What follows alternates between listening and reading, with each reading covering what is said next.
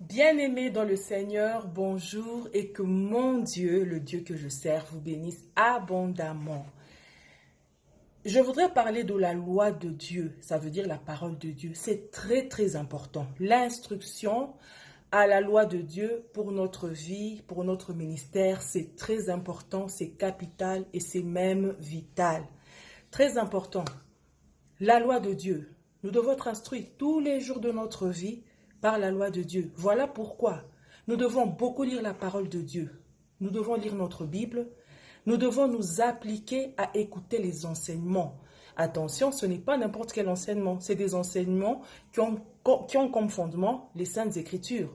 Parce qu'aujourd'hui, tout le monde s'érige en enseignant. Tout le monde s'érige en prédicateur. Mais qu'est-ce qu'on enseigne? C'est là qu'il y a la différence. Nous devons être enseignés par cette parole qui nourrit notre foi. Cette parole qui nourrit notre espérance d'aller au ciel un jour. Voilà les enseignements que nous devons écouter. Bien-aimés dans le Seigneur, que Dieu vous bénisse abondamment. Quand nous regardons dans l'ancien temps, on se rend compte que chaque ministère avait en fait une instruction, unique. Et les sacrificateurs, et les guerriers, et les chantres, tous devaient être instruits par la loi de Dieu. Prenons le premier cas. Les rois. Vous savez, les rois à l'époque, pour réussir, en fait, je parle des rois d'Israël, parce que les rois d'Israël, en fait, ils dirigeaient, ils régnaient sur le peuple de Dieu. Alors, pour qu'un roi règne, pour qu'il réussisse dans son règne, il devait avoir une copie de la loi de Dieu. En fait, il devait se rendre vers les sacrificateurs, prendre la loi, parce que c'est les sacrificateurs qui gardaient la loi.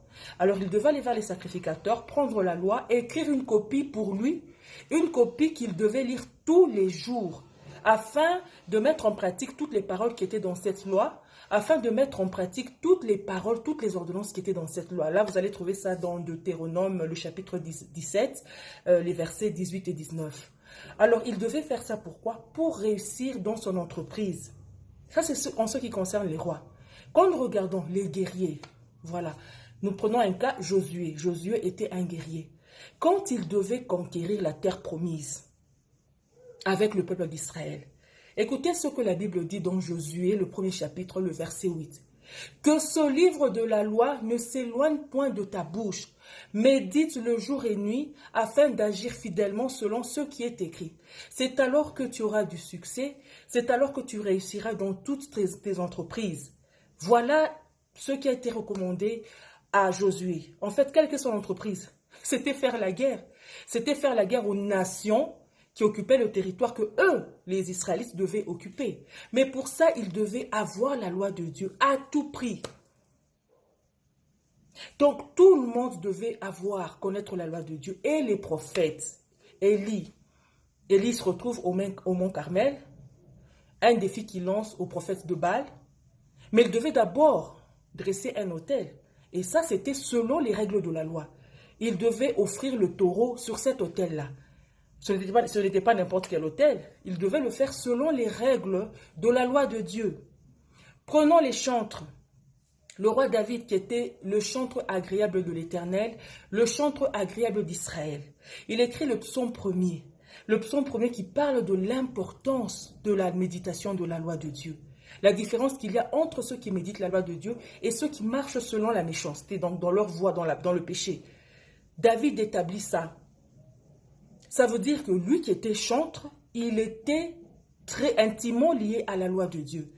Et nous, actuellement, quels que soient les ministères que nous exerçons dans l'Église, nous avons le devoir de connaître la parole de Dieu.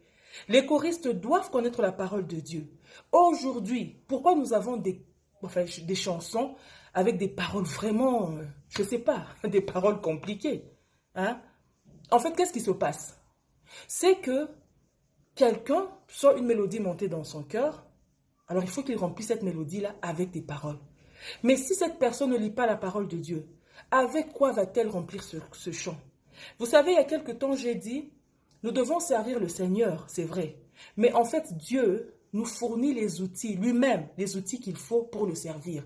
On ne ramasse pas n'importe quoi. S'il faut avoir une truelle, on prend la truelle que nous recevons de la main de Dieu. Pas une truelle que nous ramassons dans le monde ou parmi les hommes. Si nous devons utiliser un marteau, nous utilisons un marteau que nous recevons de la main de Dieu lui-même. C'est pour son travail. Donc, c'est lui qui nous fournit les outils qu'il faut. En quelque sorte, c'est lui qui nous fournit les termes qu'il faut pour le louer, pour l'adorer et pour le chanter. Voilà. Alors aujourd'hui, nous avons des gens qui prennent n'importe quelle parole, n'importe quel mot et les mettent dans des chants. Des paroles qu'on pourrait dire à une femme, voilà, on va le dire à Dieu. Des paroles qu'on trouve dans des films, des qualificatifs qu'on voit dans des films, des titres de films, et on les attribue à Dieu. C'est vraiment du n'importe quoi. Pourquoi? Parce que les gens qui chantent ne prennent pas le temps de s'instruire par la parole de Dieu. Voilà d'où vient le problème. Voilà d'où vient le problème.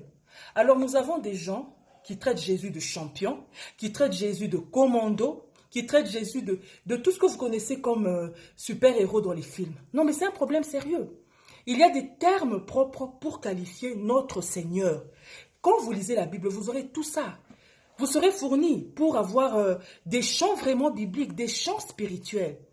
Alors, chers choristes, là, je m'attarde un peu plus sur les choristes. Ne chantons pas n'importe quoi. On commence à s'adresser à Dieu comme si on s'adressait à une femme. On commence à s'adresser à Dieu comme si on s'adressait à un super-héros. Faites très attention. Dieu, on le sert selon ses principes, avec les outils que lui-même nous fournit.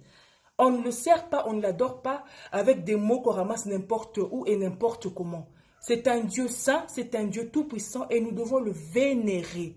Que Dieu vous bénisse abondamment, bien-aimés dans le Seigneur. Passez une excellente journée et n'oubliez pas de lire la Bible.